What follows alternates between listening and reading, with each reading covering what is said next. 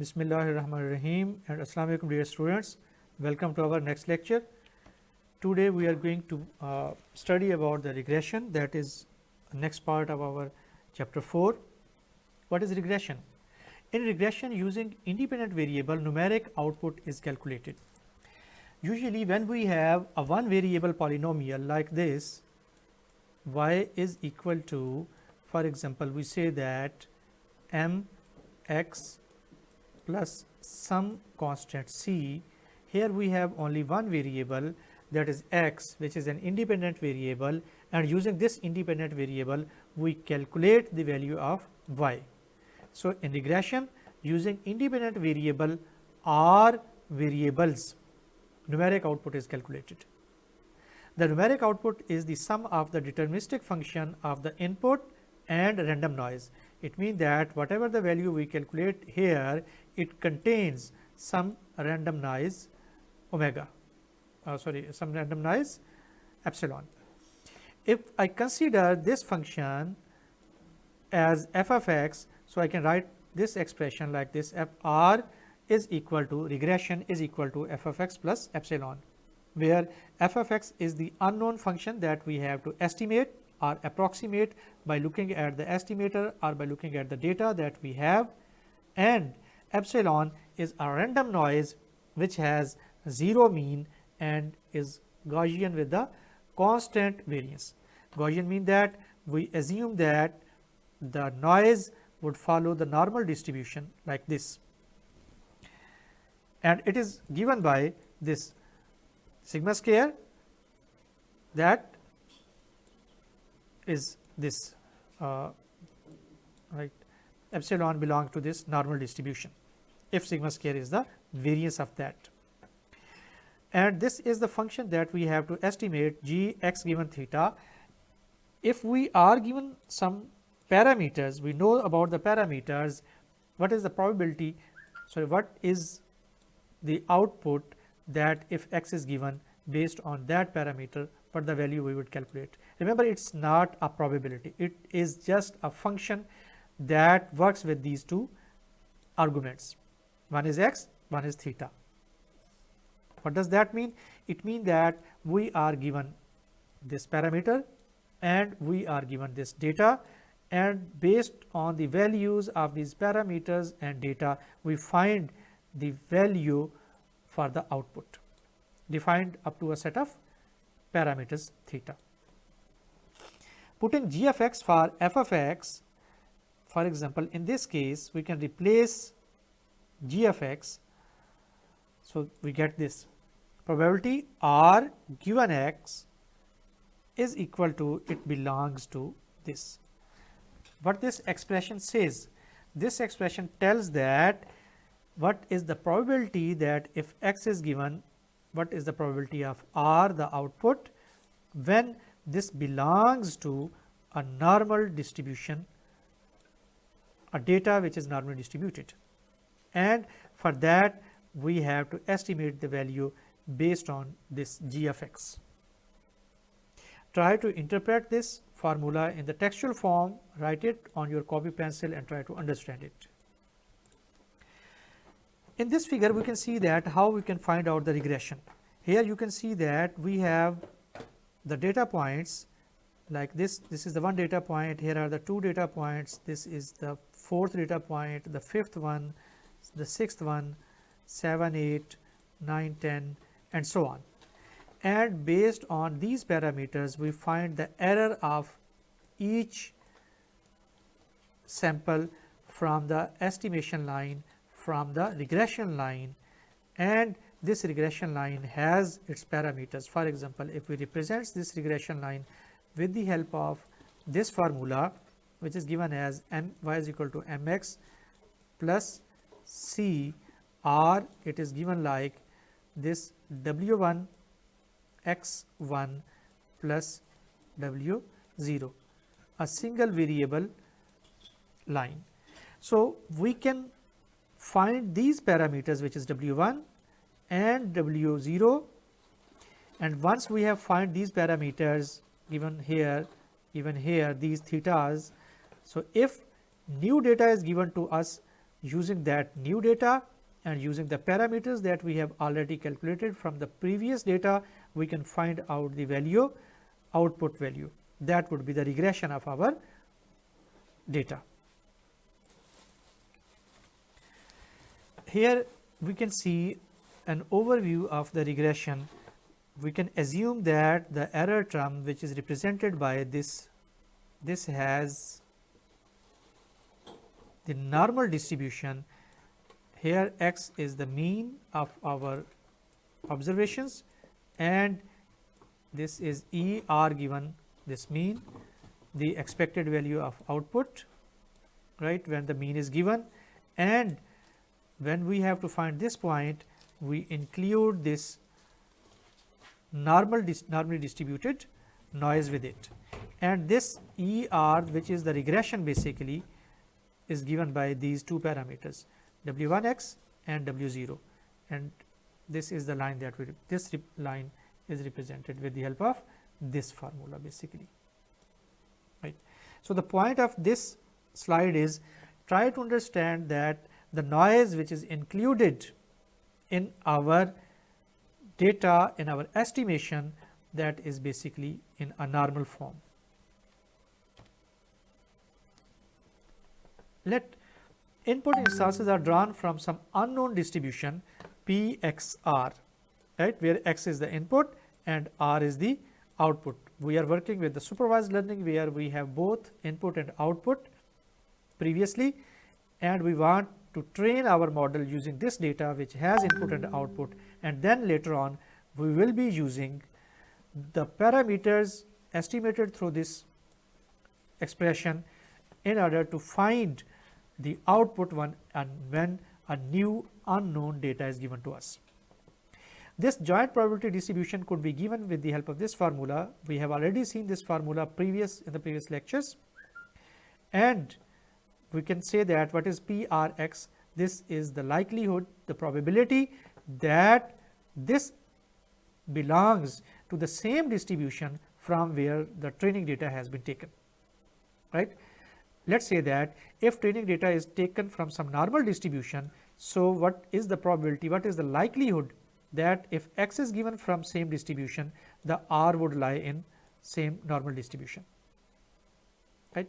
Previously, let us say that we have used data set 1 DS1 to train our network, to train our model, and once it is trained, if in our this data set we have both the input and the output, and once we have trained our model, then we can take some value x from the same distribution which has not already used in the training of the data. This is unseen sample, and our model would be able to predict the output based on this x1, and this likelihood tells that we want to make its value as maximum as possible, because the process of maximizing the likelihood tells us that our sample and the output belong to the same distribution from where the training data was taken. Try to understand this expression, and P of x is the input density, it is the prior that is calculated from the training data. And then in order to make our computation simpler, we take the log of both sides, and this is known as log likelihood. How that is log likelihood? Because when we take the log of both sides, we come up with this expression as we are taking the log of this for some particular sample xt rt, and we can write it as the multiplication of all the samples t. For example, if we have n samples, so for all samples we can write this expression in the form of multiplication, because we assume that every sample is identical and independent of each other and taken from the same distribution. So, IID, independently identically distributed data, right, and this could be written like this. And when we apply the log on this expression, we apply log on this, we can replace this term with these two terms, and as the two terms are being multiplied by application of log, they would be converted to summation or sum. That could be written like this, right. We have applied the log on the individual terms, and here we can see that this term has no output attribute, output is not included in the second term, so we can ignore it, and finally we are left with this one, this term, and this term is known as likelihood, and when the log is taken it is called log likelihood. Finally this would be this could be written as this sum, right, log of each probability x t, and sorry, here it would be r t and here it would be x t. So this would be converted like this, and we try to maximize it, right. The maximum value that could be equal to 1, right. The probability of any event could be at maximum 1. So if this is considered equal to 1 or it reaches equal to 1, it means that the samples which we have taken for the testing purpose belong to the same distribution of data which has been taken for training of data, and the results would be better. However, if the samples for testing are taken from some other distribution like Bernoulli distribution, whereas your model is trained on the data taken from the normal distribution, the output or the log likelihood value will be lower, right. In other words, if we train our model on the faces of one family, and if later on we show the face of some person belonging to the same family, the results of our model would be better, and if we show the face of some other family, then the result of our model would be lower. So here you can see that this is the probability and this is a likelihood. In likelihood we have only one point, and we want that it should be maximally belong to the probability that we have already used, right. So try to understand this point, that why we are taking one point when we have to maximize the likelihood, why likelihood only consider a single point. Try to understand this. And here we are working with the previous expression. We can say that x is the input, r is the output. What is the probability that if x as input is given, that r would be the output? If this belongs to the normal distribution which could be expressed in this form, then we take the log of both sides and we come up with this, because in previous slide we have seen that we can neglect this term and we can have only this term. So this is the general form for our model. However, if we want to specify or move toward the special form of our model, then we can consider that this is expressed as normally distributed data, which could be given with the help of this expression, and then plugging this expression, the value of p x r on the right side, we can get this, right. So we replace it and we take the log of each thing individually, we come up with this expression.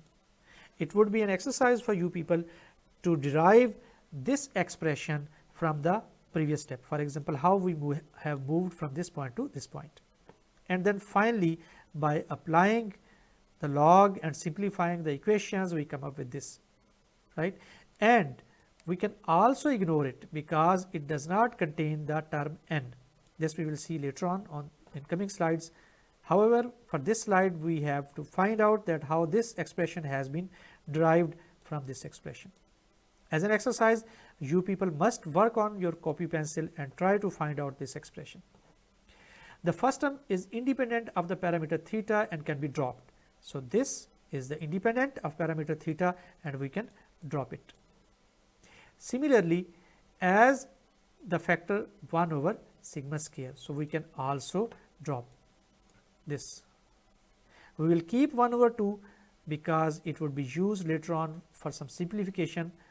However, it can be ignored as well, and we are left with this expression only.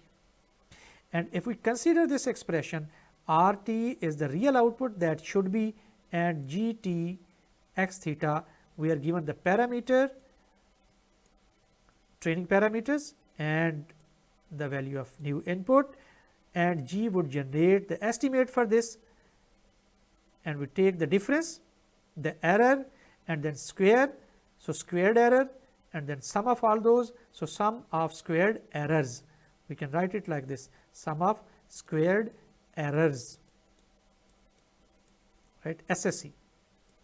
That is our this formula, which could be written as this.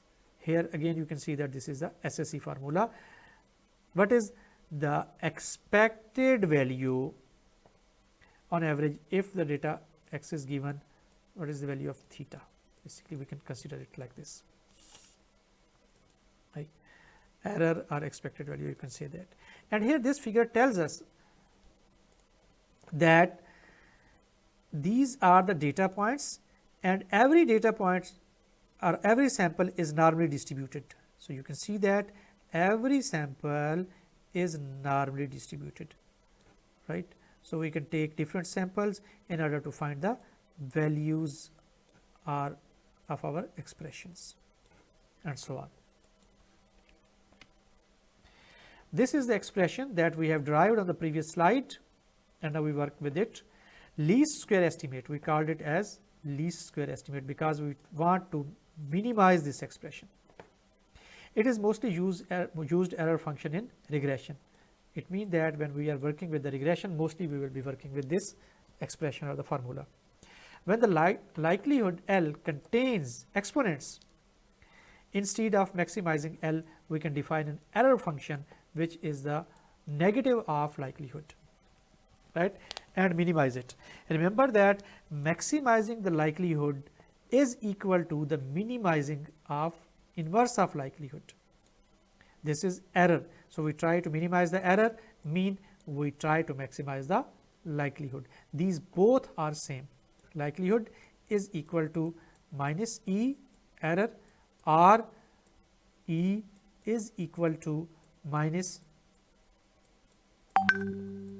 likelihood. Linear regression model for a line with two parameters is given as this. Now we, instead of theta, we have written the actual names of the parameters, which are W1 and W2, that we have already calculated using the training data, and when the model is trained we get some input data and we have these parameters. So based on these parameters we try to find the value of output that is given by this formula, and our regression completes. By taking derivatives of sum of squared errors with respect to W1 and W0, if we take the derivative with respect to W0 of this equation,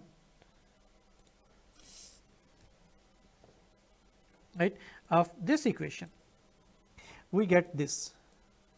And if we take the derivative of this equation with respect to W1, we get this expression. As an exercise, again I would recommend you people to derive these derivatives from this equation. Take the derivative of this equation with respect to W0 and find this. Take the derivative of this equation with respect to W1 and find this. And here we see that here the estimation function is given, right, and this estimation function is equal to this. So we replace the estimation function with its proper values in our formula, and when we have placed these values, we are come up with this formula, we can easily find its derivative with respect to W0 and W1. So instead of working with the general formula, you can work with this formula to find these two terms.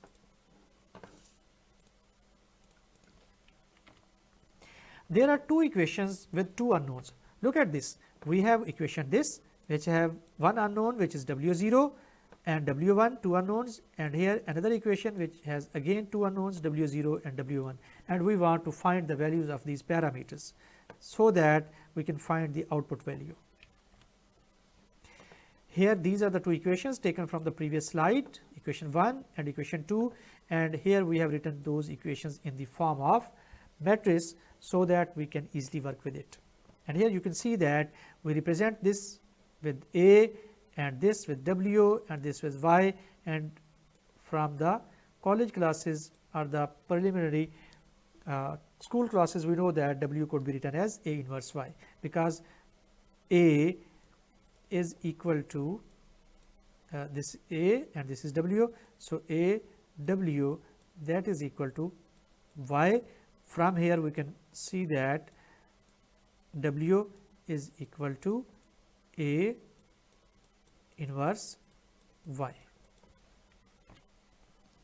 Now, we look at the general case where we have more than one independent variables. Previously we were working with one independent variable, and now in general case we have more than one independent variables. For example, we want to make an regression. Let us say that Y is the profit that is based on some advertisements, and we have to advertisement on radio, we have to advertise on social media, we have to advertise on for example television, right. So, this is radio, revenue from the radio, revenue from the social media, and revenue from the television. In that case our equation would become like this: Y is equal to W, for example it would be 3x plus W2x plus W1x and so on, right. In general there may be n such variables. So, for n such variables this formula could be written like this. It is a general, you can consider it as a general polynomial formula where we have the terms Wk xtk and Wk minus 1 xtk minus 1 and so on, and W2 W1 and so on. Here we can see that we are working with in total k plus 1 parameters. This is the first parameter, this is the W1 which is second parameter, W2 which is third parameter, Wk would be k plus first parameter. And our set of equations in the form of matrix could be written like this, right. And here we have W0 parameter for W0 and W1 and so on, and this is our W matrix and this is our Y matrix. So, again using the same identity A inverse Y, we can find out W, right. So, to find these parameters we need only to be familiar with the basic linear algebra. Now, we look at some Cholesky decomposition of matrices. We are not going into the detail of Cholesky matrix decomposition. However, from that we can consider that if we have two matrices D and D transpose and multiply them, we can have some matrix A. Or in reverse order, if we have some matrix A that could be divided or decomposed into two matrices where one matrix is D and other is its transpose. And if we can find out this, we can also decompose Y in two matrices which could be given like this: transpose of D into R. So, here in our particular case we can decompose like this. We have D, this matrix 1 x1 of 1 x1 of 2 x1 square x1 cube up to x1 k, and then we start working with x2 x2 x2 square x2 cube and x2 power k and so on. And finally, this expression could be written like this: D transpose D minus inverse dtr. Why we do this decomposition? Because finding this A inverse Y multiplication becomes easier when we are working with dtd, right, this decomposition. Number of calculation steps, computational steps becomes less. Assuming Gaussian distributed error and maximizing likelihood corresponds to minimizing the sum of squared errors. This fact we have seen in the previous slides. What is that? Because maximizing the likelihood is equal to minimizing the sum of squared errors. From here we can define another type of error which is known as relative error, relative squared error, right, which is divided, this is the sum of squared errors divided by sum of squared mean error, right. And if here E relative squared error approaches 1, it means that the term which is given in denominator, the term which is given in numerator, both becomes equal. In that case, the prediction is as goes as predicted by the average case, right. Input x has least effect. Try to understand this formula, because this is the mean value, the error which is taken from the mean, and if this term, the numerator, becomes equal to denominator, it means that this term also approaches to mean. So, taking error with the mean value, that has more effect, and of course, individual instance x has less effect in that case, because we are working with the mean values. However, if this relative squared error approaches 0, we have better fit, mean the input x has better effect. And when it would approach 0, when this mean value would become very much higher, and the value taken for a single instance would become very much less. Coefficient of determination, a measure to check the goodness of the fit by regression. It is a very simple kind of this, okay, r square 1 minus E r SE. If this approaches 0, so r square approaches 1, and if r square approaches 1, this value approaches 0, and in this case our prediction is better and can show the effect of the input data. And if this approaches 0, it means that our prediction would not be as much good as it is required, that would be more closer to the mean case. Why we need to take r square? It is just a notation, because we have understanding that 0 value is bad and 1 value is good. So, instead of working with the reverse values, we work with the straightforward values, that if r square approaches 0, it means we have bad results. If r square approaches 1, it means we have good results of regression. So, nothing rocket science here. Now, we look at that, if we have defined a model, how we can tune its complexity. Before looking into the model complexity and tuning the model, we look at some 3 cases which are given over here. Now, we try to understand these 3 cases, which will help us to understand how we can tune our model. Let us say that these red crosses represents the data set, the data points that we have in hand, and we perform the regression on them.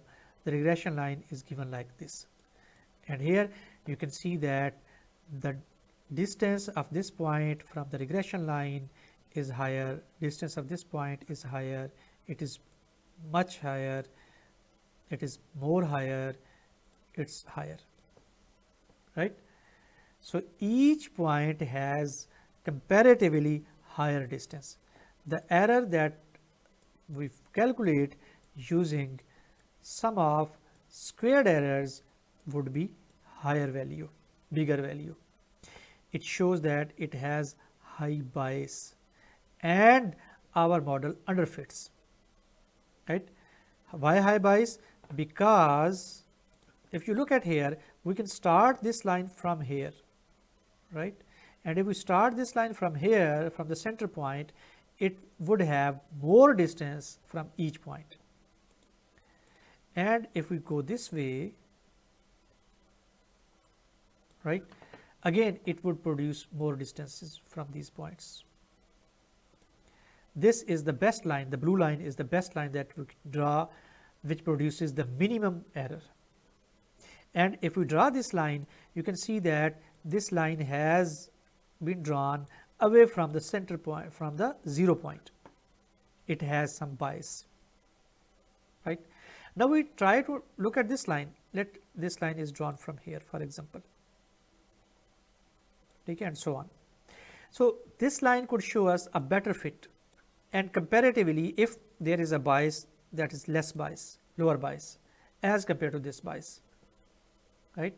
In ideal case the bias should not be and the line should start from here. However, there is some bias, but that bias is smaller than this bias and it is better fit. And if we look at the third case, which has more best shape, more accurate fitting, but this has made the model complex. How that has made the model complex? Here you can see that we can represent the value of y with the help of these two parameters. So, our model is comparatively less complex, and less complex model has high bias and high variance. However, it is underfit. It does not fit properly. It could be further improved to find the best fit. And if we look at this case, here we have increased the number of parameters to 3 from 2 to here we have 2 parameters, here we have taken the 3 parameters and a polynomial is based on 3 parameters. We can write like this. This is comparatively complex model, this is comparatively simpler model. So, a comparatively complex model has just right fitting of the data. Here we have only one input variable, but here we have two input variables. So, we have degree 2 and here we have degree 1. The degree is calculated with the help of the maximum power that we have in the polynomial. And if we look at this, it has the maximum power 4 of x and our model has become more complex. So, it has high variance and degree is 4. It is more than required fit, means that high fit, overfit. How it is overfit? Let us say that if we use this model and it has high variance, right. If we find some point over here and we want to predict the value for this point, this model will from here maximally it will move in this way. So, the error is more, right. But in that case, if we have some value which is given here, right, it has comparatively less error as compared to this. Let us say that if we reach on this point as well, the model is trained here. So, it has higher error, it has lower error, and if we have the same point x here, this is underfit, it could be improved, it has again a bigger error. It means that the underfit would have higher error, the overfit would have higher error, the right fit would have lowest error. We have to find out the point where our model generates the optimum value, and this optimum value could only be found with the help of trial and error. One point. And secondly, if we retrain this model with this, let us say that if we have another point and we retrain our model with this, this could be little bit tilted toward our new point and it could be something like this. If we have new point over here, this model could be little bit tilted toward our new point and it could go like this, or somewhere it could go like this. However, if we have some point here and we retrain our this model, it would have more complexity like this, right. So, you can see that anything coming out of the pattern would generate more disturbance in this curve as compared to this curve. So, we need to find out the point where our model has the best fit. What it shows that, let us say that we have this training data, and as we keep on training our model again and again, the data, the error would keep on reducing and reducing and reducing. However, as we move away from the optimum point, the overfitting would start increasing. and this overfit model would not be able to generalize in a better way. Similarly, here this is a quantity of the modeled noise. As we keep on training, the noise keeps on increasing. At some optimum point, it reaches to some optimal value which is bearable for us. However, after that it would start increasing again, and the noise would make our error more and more. Now we look at what is the bias variance dilemma. We have seen a picture of it. Now we try to understand with the help of equations. Let we have this data set given by this sample from some unknown giant distribution Pxr. Using this sample, we construct our estimate Gx, right, as we have seen previously. An error in our model is given like this, which is a sum of squared error if the data set is given to us, the parameter is given to us, and we can express this like this. I am not going to drive this equation. If you are interested, you can drive it yourself. However, we come up with this equation, and what this equation tells, this here you can see that this is the r, which is the real value of some x, and this is the estimated value or the expected value of r when x is given. It means that this is the mean and this is r, the actual, and we are taking its expectation r minus mean, right. So, it is the average of real value for given sample. This is the average. So, first term is the variance of r if x is given. This part of error can never be removed, how good estimator is used, as it does not depend upon g of x, right. However, the second term, which is given in green, and here it is in green, this term, which is a squared error, it depends upon g of x. As we take better and better g of x, this error could be reduced. Bias variance dilemma, another view.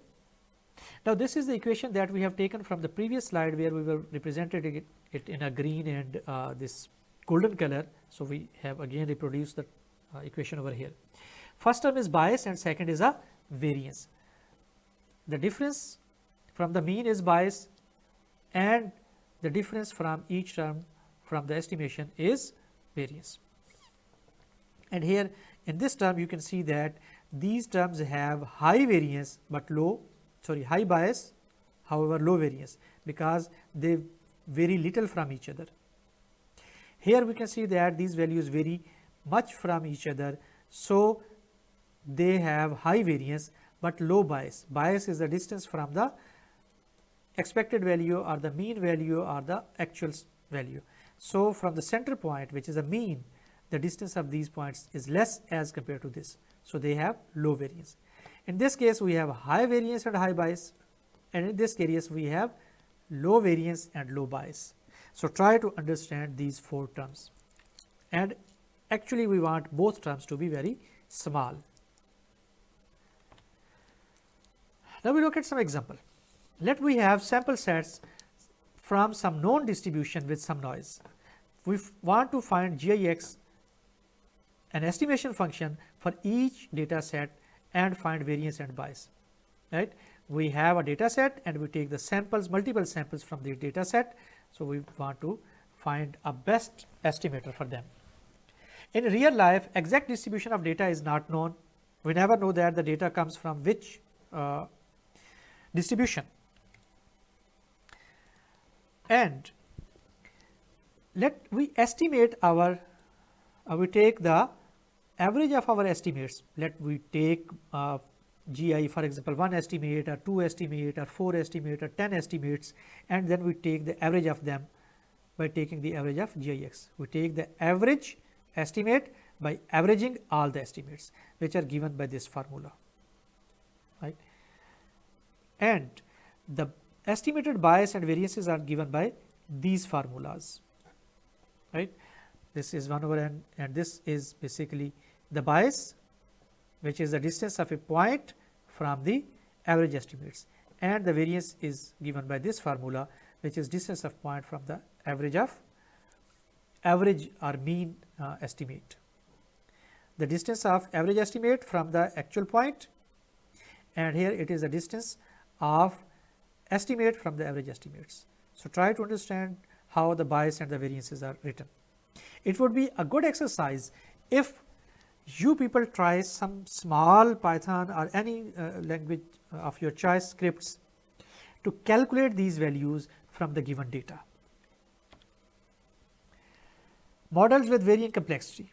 The simplest is constant fit, the simplest model that we can have, that is represented by some constant value. Here we can see that whatever the input comes, the output remains 2.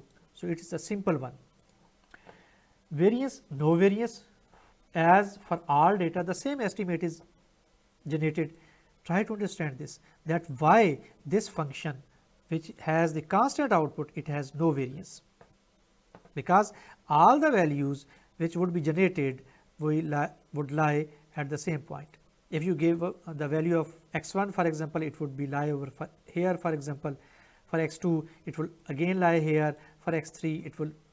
So, here you can see that as you change the value of the x, value of y does not change.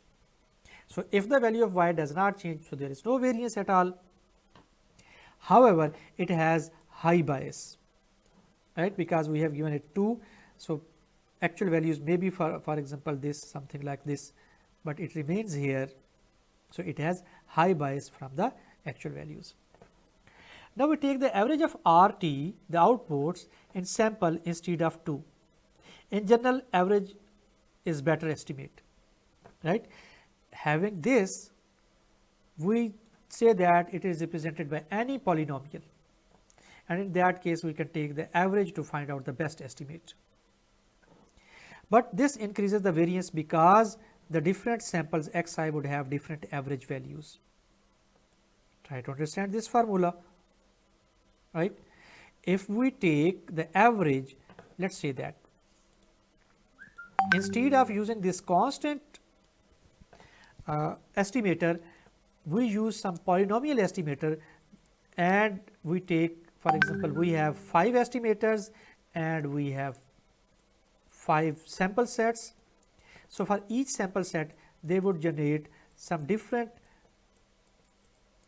average estimates, right, that we would see on the next slide as well. And if we take the average of all these estimates, it would lie, for example, here again it would have the high bias, although it would have comparatively small bias as compared to Jx is equal to 2, but still it would have a high bias from the center point, right. For example, that may lie over here, that would be this point as well. But this increases the variance because the different samples xi would have different average values. Normally, in this case, the decrease in bias would be larger than the increase in the variance, and error would decrease. This is the same point that I have said.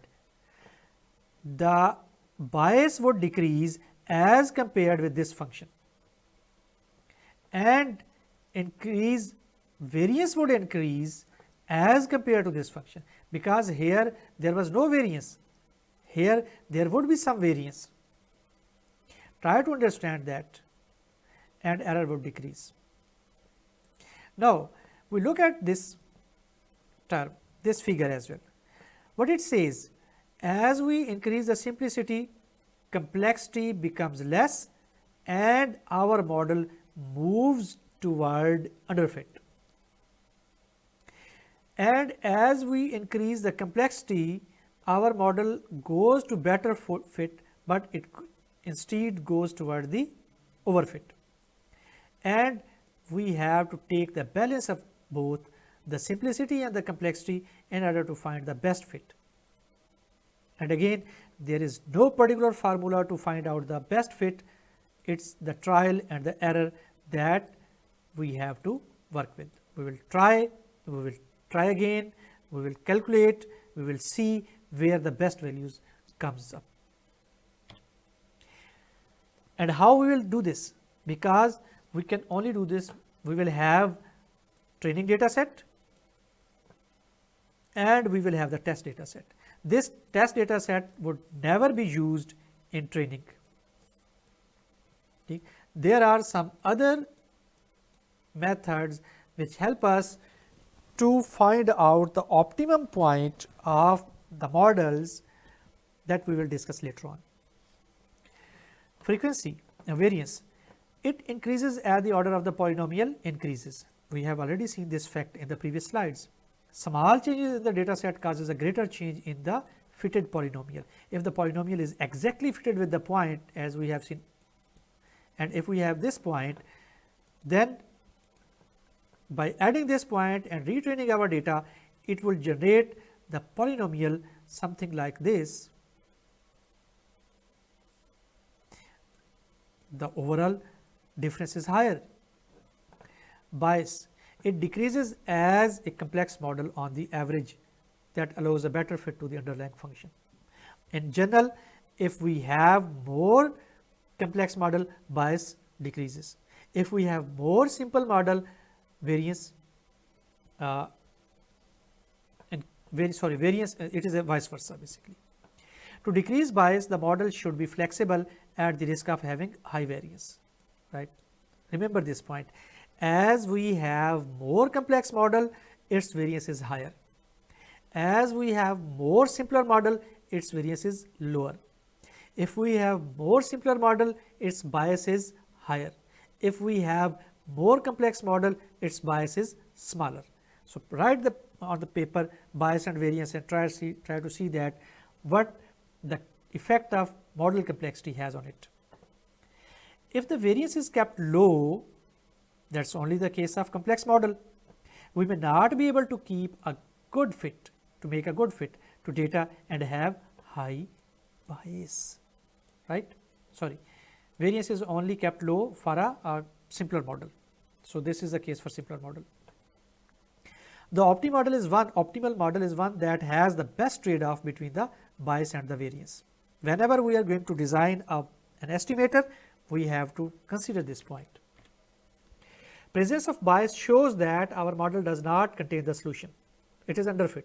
It means that in underfit, our model does not have our semi solution it has. It could be improved further. However, if the variance is present, it shows that it contains some overfitting. As the variance increases, the level of overfitting increases, and it tells us that our model has learned better noise, more noise, that we have seen somewhere in the previous slide in the form when I was discussing a figure. If gx and f of x belongs to same distribution, unbiased estimator would show error reducing effect of choosing the right model known as inductive bias. This is interesting point, right. If f of x belongs to this and g of x, the estimator also belong to the same distribution from where the f of x belongs, then it shows error reducing effect. Of course, the result would be better and predictions would be better, because the estimator that we have chosen to estimate this f of x given in the red is from the same distribution and likelihood is higher. Low variance, the variability decreases. In short, to minimize the error, model should have proper inductive bias, small bias, and there should be large enough data set to contain the variability of the data. Large enough data set in order such that we can make it more generalizable. So these 2 points should be considered when you are designing an estimator or predictor. Here we look at an example that we have discussed in previous slides. When the variance is large, bias is low. We have already seen this. Large variance is when the model is more complex and bias is low, showing that the average estimate is good estimator. To get a small value of error, we can take a large number of high variance models and use their average as an estimator. This is very interesting point. Try to remember this point, I will discuss later on. To get a small value of error, we can take a large number of high variance models. It means that we use large number of complex models, and then we take the average of all models, it will give us a best estimate. Previously, we have already seen that the average of estimate gives better results. Now, we look at here. These plus points are the data points that we have in hand, and we fit a better polynomial, an optimal polynomial that is given in the form of this, and it is a function and the data, right. Function is represented with the help of this line, and the data is represented with the plus points. Now, we generate we take 5 samples from our data set, and we design an order 3 polynomial for them. Our model is of order 3, which has an acceptable or better complexity. Before looking at this, we look at this figure. Order 1, we take the polynomial of size order 1 like this, y is equal to mx plus b.